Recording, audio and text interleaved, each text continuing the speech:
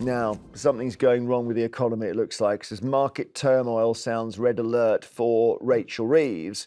And it's all about essentially the markets are brutal, aren't they, Tim? You know this. I mean, Yeah. they're like sharks, and they can smell some blood here. And it's to do with the price of gilts long term, isn't it? Yeah.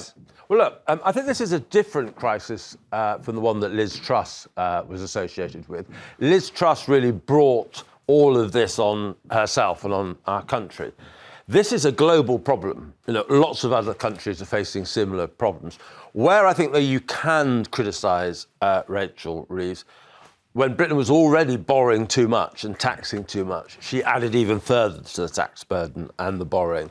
So people were already a little bit nervous about Britain, and now they're very nervous about Britain. So she shouldn't be compared to Liz Truss. Liz Truss is a very special, unique case. But she hasn't helped Britain by...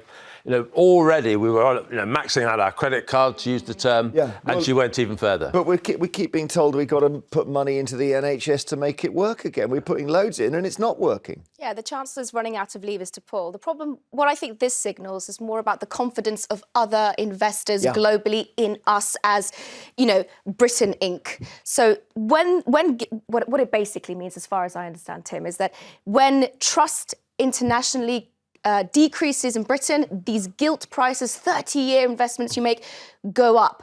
And that has a huge impact on what the government can spend money on. So that's essentially what's happening. There's a lack of confidence in the way that we are doing balancing our books. Yeah. And Peter, we already spend more money servicing our debts than we do on national defence. The interest burden is huge and it's growing.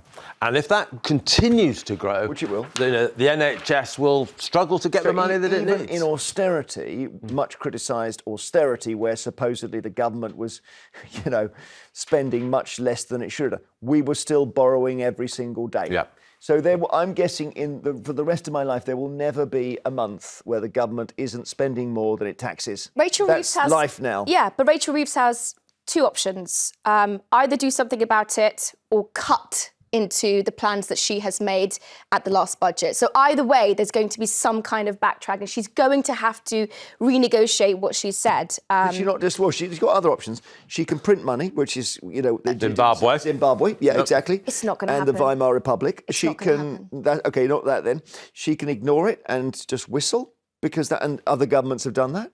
And you hope you get to an election and then you say, look, you want to spend less, you try and get elected on that. You look at the trouble they've got into just for cutting the winter fuel allowance. I know. Just for that. But there's no look at this. This is a bit unfair. But in the Mail, they say, look at the two pictures here of Rachel Reeves when she became Chancellor, which is the one on the right, and Rachel Reeves now. Can I just say, shame on them, shame on the Daily Mail for doing something like this. It's because she's a woman, it's because she looks tired, it's because she obviously is taking her job very seriously. I find she was a woman. I think you wouldn't put a side by side of Gordon Brown, you wouldn't put a side by side of Rishi Sunak in this way. What they're saying is that she's a woman and she looks haggard. And it's really unacceptable. Sorry, just finish up. No, but hang on, they did do side by sides of Brown and Blair. They showed Blair had aged, became like an old man. After 8 years, not 6 months. True. There's a difference. True, that's true, Tim, isn't it? This is the face of a hard-working woman. OK, Tim. Proud of that. I think there is a difference. I remember when Nadine Dorries, someone who's on your show occasionally, when she was appointed to the cabinet, I remember she said, I'm going out shopping.